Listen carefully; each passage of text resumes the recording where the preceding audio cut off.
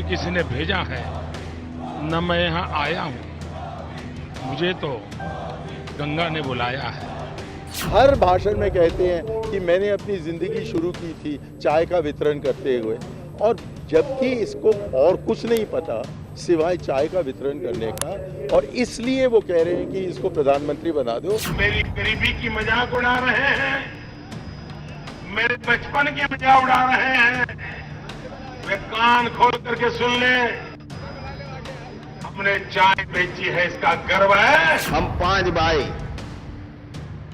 सभी नरेंद्र मोदी नहीं बन सकते कि रामायण में दशरथ राजा को जितने पुत्र थे सब भगवान राम नहीं बने। जहां जहां हम पहले कभी नहीं जीते वहां पर भी जीत गए। उसमें नरेंद्र भाई मोदी के नेतृत्व का कितना योगदान है।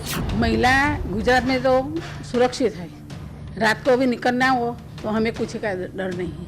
वो दिल्ली में है वैसा नहीं है, वो गुजरात में है वैसा दिल्ली में बनेगा।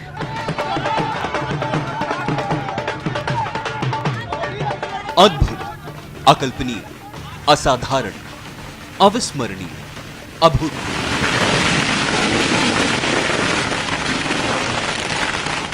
हिंदुस्तान के इतिहास में यह दिन सुनहरे अक्षरों में हमेशा हमेशा के लिए दर्ज हो गया। चाय बेचने से मुख्यमंत्री बनने तक और फिर देश का अगला प्रधानमंत्री बनने के सफर में मोदी ने कई उतार चढ़ाव देखे हैं, लेकिन उनका जीवन किसी कहानी से कम नहीं, जिसमें असंभव भी संभव हो जाता है। यही है नरेंद्र मोदी की शख्सियत, कुछ ऐसा ही है नरेंद्र मोदी का जीवन। शानदार जीत के बाद प्रधानमंत्री बनने की संभावनाओं के बीच मोदी हमेशा की तरह अपनी मां का आशीर्वाद लेने पहुंचे। सामने सैकड़ों की संख्या में लोगों का हुजूम मौजूद था। नरेंद्र मोदी की मां अपने छोटे बेटे के साथ गांधीनगर के इस घर में रहती है। मोदी सामने आए तो छोटे भाई पंकज भाई मोदी ने हाथ जोड़कर विनम्रता से अपने बड़े भाई नरेंद्र मोदी के पैर छुए। फिर मोदी आगे बढ़ गए। सामने थी नरेंद्र मोदी की मां हीराबेन मोदी। मोदी नीचे झुके, कुछ देर तक मां से कुछ कहा, फिर पैर छूकर मां का आशीर्वाद लिया और सामने रखी कुर्सी पर बैठ गए।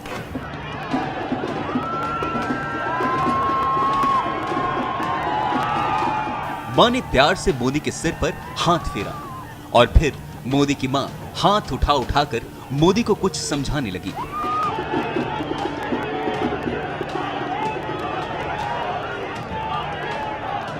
मां ने अपने बेटे का तिलक किया। आसपास खड़े बच्चे प्यार से ये सब देख रहे थे।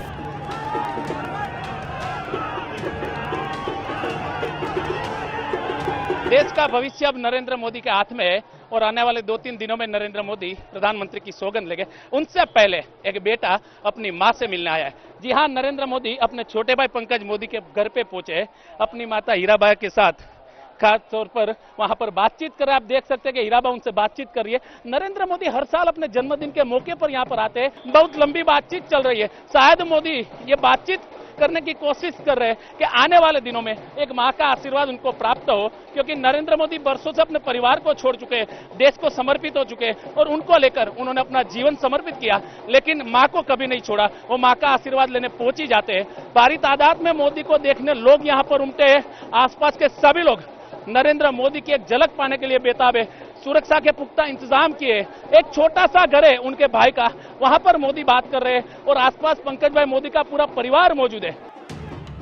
मोदी की मां जिस तरह से अपने बेटे को समझा रही है, कहना गलत नहीं होगा कि मोदी के भाषणों में भी यही झलक देखने को मिलती है। मोदी भी शायद यही कह रहे होंगे, कभी तुम्हारी हंसी, कभी तेरा डांटना याद आता है, आंखों में तुम्हारी नमी, मां तेरा दुलार याद आता है।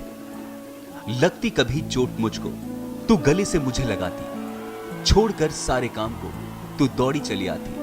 हर पल हर क्षण तुम्हारी कमी सताती है, हर पग हर डगर तुम्हारा एहसास दिलाती है। नहीं दर्शाता मैं किसी को, चेहरा तुम्हारा याद आता है। शत शत नमन मैं करूं तुमको, मां तेरा दुलार याद आता है। यही है नरेंद्र मोदी का अपनी मां से रिश्ता।